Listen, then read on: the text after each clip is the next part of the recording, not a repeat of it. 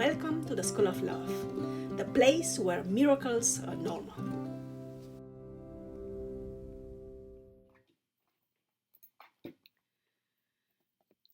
Hello and welcome to the School of Love, the place where we learn practical skills based on scientific research towards improving ourselves, living life to its fullest, and contributing to the best of our abilities to the world around us. I am Dr. Maria Grajdian, and I am a professor of media studies and anthropology at Hiroshima University. In today's video, I'll talk about the performance Casanova, staged by Takarazuka Revue in 2019, via its flower troupe with music composed by the French composer of Tunisian origin, Dove Attia. Casanova is one of the most significant performances in Takarazuka Revue's history, as it signals the paradigm shift from a masculinity of irresponsible freedom by means of its otokoyaku, namely female impersonators of male roles, towards a masculinity of mental strength, emotional self-awareness, and existential flexibility. From the very beginning, I must emphasize the fact that this channel is not part of my educational and research activities at Hiroshima University. It is nonetheless part of my privilege, joy, and sense of duty to propagate and implement knowledge, information, as well as motivation and inspiration outside the limited framework of academic endeavors. Together, we can build up a better tomorrow for as many of us as possible. If you are new to the channel, at this moment, I would like to ask you to please consider subscribing, sharing, liking, commenting. Thank you very, very much. This helps us not only with that mysterious algorithm, which seems to dominate the YouTube galaxy, but also with contributing to the expansion of the community of humans doing their best to impact positively the world and those around them by discovering their authentic selves and living life wholeheartedly. Thanks again. And now let's dive right into today's topic, which is the performance Casanova by Takarazuka Revue. In this video, I intend to provide insights into the dynamics of the performance Casanova, staged in 2019 by Takarazuka Revue's flower troupe, which delivers a series of revolutionary characteristics, announcing most probably structural changes within Takarazuka Revue as a cultural conglomerate. Apart from being advertised as a celebratory performance due to reaching the 105-year mark, this performance, Casanova, exhibits several characteristics which are explained in greater detail later on. The most striking being the non-Japanese composer, French of Tunisian origin, the lack of Japanization in the tackling of the topic, and its main, male as well as female characters. I argue that in introducing non-Japanese narrative lines without Japanizing them to the predominantly Japanese, predominantly female audiences, Takarazuka Revue sets the tone for a more authentic tackling of non-Japanese issues, thus opening the door for a constructive, possibly proactive learning process. This video will contain two parts, an introductory part on Takarazuka Revue for those among you who have not watched other videos related to Takarazuka Revue, and the second part with a commentary in depth of the performance Casanova. And in the third part, I would love to read and to hear your comments, your ideas, your visions about this phenomenon. Based on ethnographic analysis and hermeneutic interpretation, this video strives for a cross-cultural embedding of the masculinity narrative within the broader context of ongoing quests for values and orientation, mercilessly questioned by globalization on the background of the perennial need of the human being for belonging, acceptance, and appreciation. In this train of thought, it is important to note that the display of affections interrelated to exuberant masculinity as imagined by the two main characters and their embodiment by otokoyaku, that is female impersonators of male roles in Takarazuka Revue, and musumeyaku, that is female impersonators of female roles in Takarazuka Revue, plays a fundamental role in proposing a new type of masculine ideal, challenging what has been too often recently labeled as toxic masculinity, and contemplating a self-reflexive construction of one's own identity at the crossroads of individual pursuits and social expectations.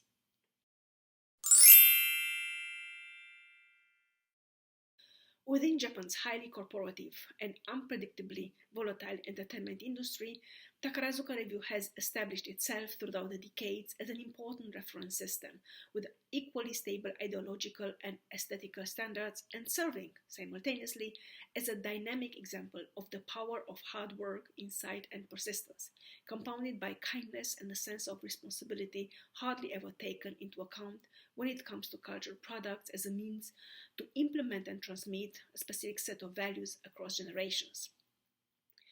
Founded in 1912 and with the first performance stage in 1914 by Kobayashi Ichizo, Takarazuka Revue has started as a small theatrical arrangement set up to attract more customers in the relatively isolated city of Takarazuka, with its hot springs, in Japanese onsen, and its fresh air, provided by the surrounding forests and the majestic mountains. Now I'd like to say a couple of words about Kobayashi Ichizo, the founder of Takarazuka Revue. Kobayashi Ichizo, who lived between 1873 and 1955, was a Japanese industrialist and politician, and one of the most influential, prominent, and progressive entrepreneur and businessmen in pure Japan, that is, so pure and wartime Japan, that is, until 1945. He is best known as the founder of the Hankyu Railway Company in 1907, with its main terminal at Umeda Station in Osaka, and for his successful development of the railway infrastructure in an adverse region in the northern part of Kansai, Western Japan, through the implementation of residential areas throughout the railway lines, an amusement park, a department store at the railway terminal, as well as, in time, the main attraction, the Takarazuka Grand Theatre in the city of Takarazuka. Within a few years, Takarazuka Shoukatai, as Takarazuka Revue was initially titled, and which translates as Takarazuka Choir, turned into Takarazuka Shoujo Kageki Yosekai, which translates as Takarazuka Company for the Training of Girls Revue. It became increasingly popular, so that even an own 2-year training institution, Takarazuka Music School, or in Japanese Takarazuka Ongaku Gakko, was founded in 1919 and exists until present times, being highly competitive.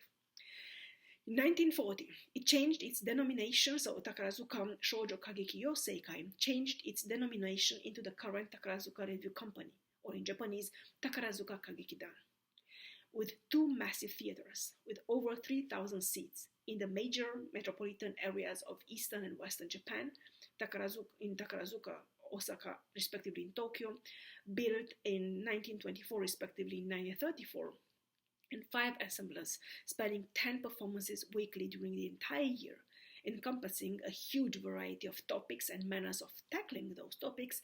Takarazuka Revue Company has come to be recognized both as a mirror of Japan's tumultuous 20th century and as an important source of inspiration, as it reputedly facilitates or essentially mediates the import of non-Japanese, mostly Western cultural assets to Japan and to its Japanese audiences.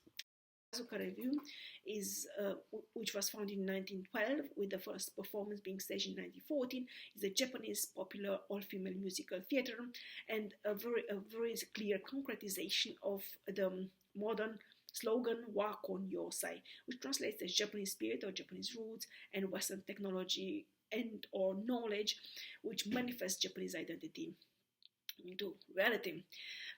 In doing so, Takarazuka Revue becomes a very clear, very typical representative of Japan's hybridity in modernity. The unusually strong dialectics of the relationship between Takarazuka Revue administrators and its mostly fan-based audiences has led in recent times to more profound analytical approaches of a business model relying on deep free fandom. That is, those faithful fans who support a specific phenomenon throughout the years instead of dissipating their money, time, and emotions on a variety of entertainment tools, which might be labeled as surface fandom. There are, of course, clear disadvantages to this business orientation, but its main obvious advantage is the profile clarity of the cultural institution beneath deep fandom. which emerges as a strong identification model and existential paradigm, while challenging prevailing standards of fan service in Japan. At the center of the social cultural phenomenon embodied by Takarazuka Revue stays otokoyaku, which translates literally as men roles and refers to female impersonators of male roles in Takarazuka Revue. The otokoyaku is a highly ambivalent construction, combining Western physical allures with Japanese inner qualities and exemplifying once again the powerfully famous, or infamous if you want, hybrid identity, painstakingly epitomized in the slogan Wakonyose, the basis and crux of Japanese modernity. So Wakonyose, which translates, as I mentioned before, as Japanese spirit, Japanese roots, and Western technology and or knowledge, was initiated in 1868 with the so-called Meiji Restoration. In tandem with otokoyaku's representation of masculinity on Takarazuka Revue stage and public advertisement, musumeyaku, which translates literally as daughter role and refers to female impersonators of female roles, while carrying the subliminal image of maiden, refers to female impersonators of female roles in Takarazuka Revue. And both otokoyaku and musumeyaku are subsumed to the category of actress, while their denomination within the Takarazuka Revue company and its related context is either seito, which translates as pupil, or Takarazuka, or in Japanese Takaragen, which was introduced by the director Shirai Tetsuzo, who compared the cute Takarazuka Revue actresses with the beautiful Parisienne at Moulin Rouge in Paris. Within the extremely strict hierarchy of Takarazuka Revue's educational and performance system, the concept golden combination refers to the otokoyaku-musumeyaku pair, in Takarazuka Revue jargon top stars, at the top of every of the 5 actively performing ensembles. It is important to mention that while the acting staff is exclusively female, the administrative staff is to a great extent male and was exclusively male from Takarazuka Revue's inception until 1999. This clear-cut separation of functions has been playing a fundamental role in Takarazuka Revue's evolution and its preoccupation with staging evolving patterns of social cultural delineation and belonging, as well as its dialectically pragmatic adaptation to the expectations of audiences while subtly influencing their tastes, preferences, life choices. As to be shown later on, in centering upon otokoyaku's construction of masculinity and her dramaturgic versatility of reformulating both historical figures and regular citizens, Takarazuka Revue displays Japan's global ramifications long before the awareness of international impact had entered the Japanese mind, with a simultaneous dissolution of past referential systems. The roughly 350 performers at Takarazuka Revue are divided in 5 acting troupes, the first one being Flower Troupe or Hanagumi, which was founded in 1921, and so being one of the oldest troupes, and stages strong, impactful performances with very huge, very large budget. The second one is Moon Troupe or Tsukigumi, which likewise was founded in 1921, and has the primary goal to highlight teamwork within the performance practice. The third performance is Snow Troupe, or the third troupe is Snow Troupe or Yukigumi, which was founded in 1924 and has a highly conservative reputation while being popular for performances with Japanese content. The fourth troupe is Star Troupe or Hoshigumi, which functioned between 1933 until 1939 and then again from 1946, and is known for delivering high-quality, charismatic otokoyaku figures. And the last one is Cosmos Troupe or Soragumi, which is the youngest among them, was founded in 1998 and has very progressive topics and stage design as well as performance strategies, and usually makes use of performances employed as sort of pilot project to test particularly audiences' resistance, their conservatism, or their openness to new topics or new ways of tackling those topics.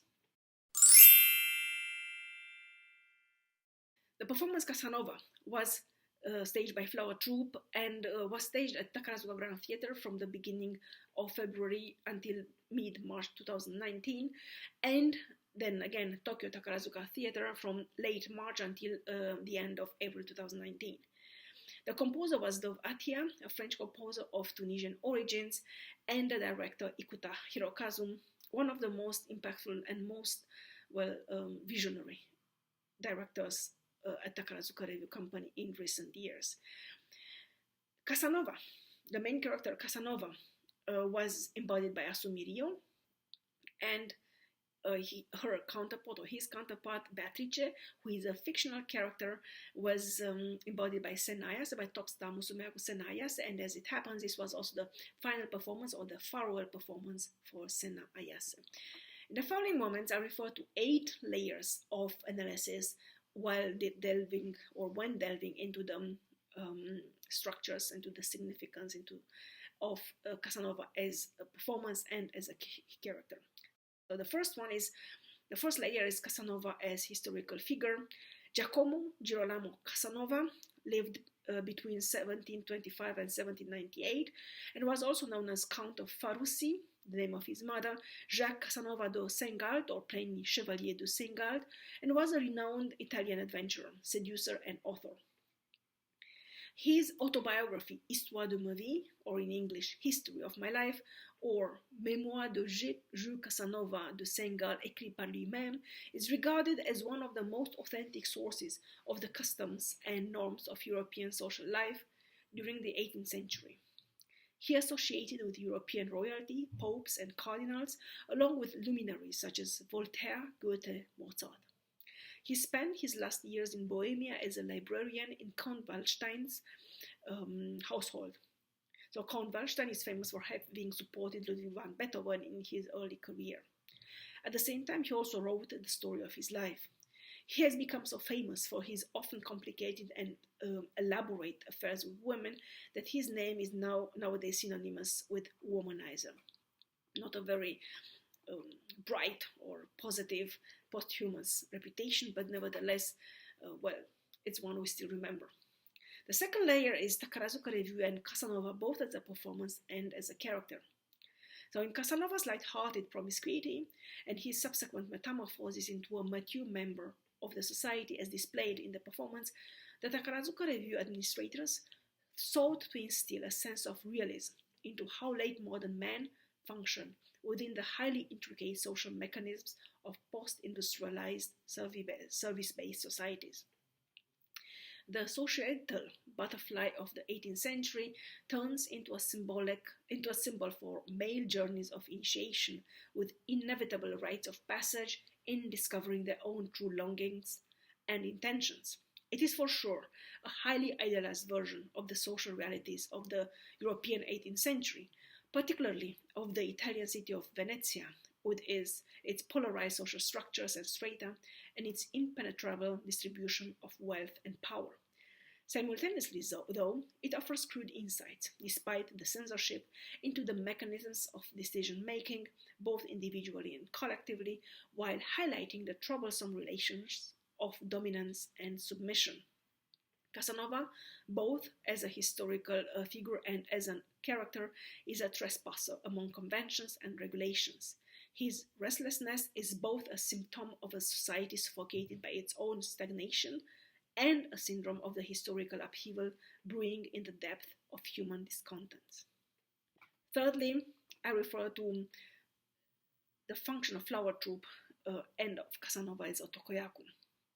As mentioned earlier, flower troupe or hanagumi was formed in 1921 simultaneously with moon troupe or tsukigumi and is largely perceived as the most treasured of the 5 ensembles, with larger budgets and more lavish stage and costume designs, as well as more powerful and impactful performances, of which Casanova, with its opera-like outfits and strong message of freedom and individual responsibility as the foundation for social stability, prosperity, and cohesion, is a typical example. Moreover, the overwhelming impressiveness of the performance creates the mental emotional space for audiences to immerse themselves into the parallel reality of live productions, and thus to lose track of the genuine reality outside of the theatrical representation. In itself, it is a tricky endeavor, which both challenges the boundaries between imagined reality and represented reality, and reinforces those very boundaries by means of limited availability, temporal and spatial. In Casanova's half-mythical figure, the Takarazuka Revue administrators have built paradoxical features of non-conformism, lack of responsibility, and the fascination of non-belonging, which, for whatever it takes, are the same characteristics which seem to plague modern times with their volatility of human interactions and futility of any lasting commitment. On the other hand, it is clearly shown that beyond layers of superficiality and nonsensical live-in-the-moment ideology, there is a deeply seated longing for stability and that one true love to which any man wants to commit in all eternity. Next, I refer to Asumi Ryo, the top star of Tokoyaku, and her embodiment of Casanova. Asumi Ryo was one of the most popular top star of Tokoyaku of the last decade, and she kept this status throughout her engagement with Takarazuka Revue. Asumi Ryo has joined the Takarazuka Revue company in April 2003 after graduating from Takarazuka Music Academy in March of the same year, and has been a top star of Tokoyaku from 2014 until 2019 when she retired. Throughout her evolution, both on stage and as a fan service-based construction, she has been dealing with a pervasive sense of girlish allure in her Otokoyaku approach, which made her stand out among other top stars in historical as well as in contemporary comparison, who were more prone to intrinsically identify with their Otokoyaku persona as a masculine entity. Accordingly, her Casanova character is more androgynous than comparable Otokoyaku characters, which might or might not have been the intention of the Takarazuka Revue administrators, and more relatable for those audiences, a minority among Takarazuka Revue viewers to be sure, who are in fact looking for answers and solutions in artistic productions. Next, I refer to two features which highlight or which characterize Casanova's character. First one is exuberant sexuality, and the second one is playfulness. So, related to exuberant sexuality, Casanova's blatant promiscuity mirrors the hypocrisy towards sexuality in all known societies, which claim that unlimited restraint and infinite rationalization of emotions are the solution to end evil and pain on earth. On the one hand, it is indeed a non-productive sexuality, which promises without delivering. Casanova loves love for the sake of it, and drags into his love game an entire social cultural structure built on false information and fake beliefs. On the other hand, the existential exuberance of his endeavors call for creative reconsiderations of life, both as a gift from above, as constructed and traditionally transmitted in Christian doctrine, and as an individual adventure, as perpetuated by the representatives of the Enlightenment with their anti-clerical stance.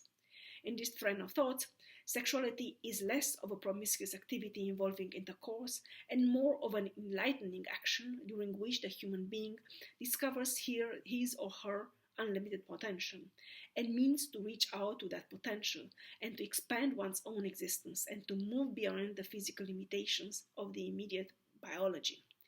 Thus, sexuality turns into an exploration instrument for most of oneself. Related to Casanova's exuberant sexuality, the youthful playfulness openly displayed by Casanova's character is a sincere invitation to delve into one's own forgotten or repressed dreams and wishes. Unlike Napoleon, Casanova's slightly surreal character invites to dream and move towards the fulfillment of those dreams. More than being the clear outline of a potential progressive enlightened masculinity, Casanova as an on-stage character is an invitation to glimpse into the world beyond the looking glass and to dare to move into that direction, transcending the here and now of the mundane everyday life. Moreover, it is an invitation to honor the child within, to discover and nurture it, despite the advancing age and the accumulating problems. Associated with curiosity, playfulness is fundamental in keeping an open mind while developing a healthy sense of self. However, Beyond this complex construction of an early modern personality, there is the pervasive quest for displaying unobtrusively, inconspicuously, discreetly, the direct, indelible relationship between individual responsibility and individual freedom. Only by assuming radical responsibility for one's own existence, it is possible to attain infinite individual freedom, to develop excellence as a raison d'etre, and to expand one's potential beyond any imaginable frontiers. Takarazuka Revue's Casanova is, from this perspective, the vision of the new man, unrestricted in his abilities and dreams, who can, at the same time, live a life of warmth and abundance among his fellow humans. And last but not least, Casanova's relationship to femininity, to the femininity embodied by Beatrice, who, as I said, is a fictional character. It is in his interaction with Beatrice that Casanova discovers and develops his own sense of masculinity. Again, a highly idealized approach compared to historical sources, Takarazuka Revue's Casanova of Anno Domini 2019 is by no means a reconstruction of the 18th century character, but a hopeful projection of progressive, enlightened masculinity, which both contributes to the world he lives in and outlines trajectories for the future, while taking the past as a system of reference. This vision of masculinity overcomes the Bushido or the samurai stereotype with stagnating models of loyalty and obedience, and acknowledge the necessity of a model of vibrant masculinity, with hard work, persistence, and humility on the one hand, and emotional warmth and mental flexibility on the other hand as core attributes.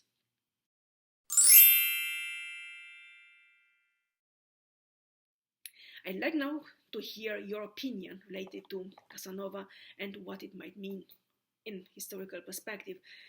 Until then, until I read your comments, thank you for joining me today, and I'm looking forward to welcoming you very soon again.